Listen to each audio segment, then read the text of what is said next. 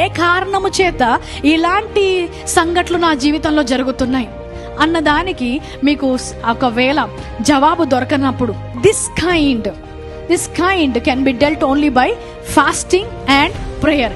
ఇది కేవలము ఉపవాస ప్రార్థన ద్వారానే మీరు జయించగలరు అంటాడు.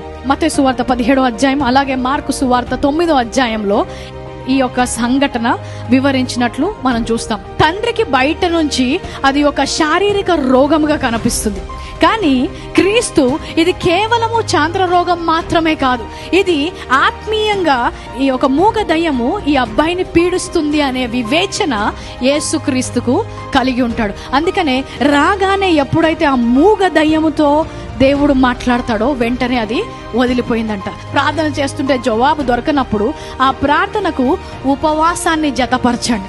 ప్రార్థన చేసినప్పుడు, ఉపవాస ప్రార్థన చేసినప్పుడు మీ వివేచన శక్తి పెరుగుతుంది. వివేచన పెరగడం ద్వారా మీరు ఆత్మలో చూడగలుగుతారు. ఇంకొక మాటలో చెప్పాలంటే ఆ సమస్య యొక్క మూల కారణము మీకు వివేచన ఆత్మ ద్వారా మీకు కనబడుతుంది.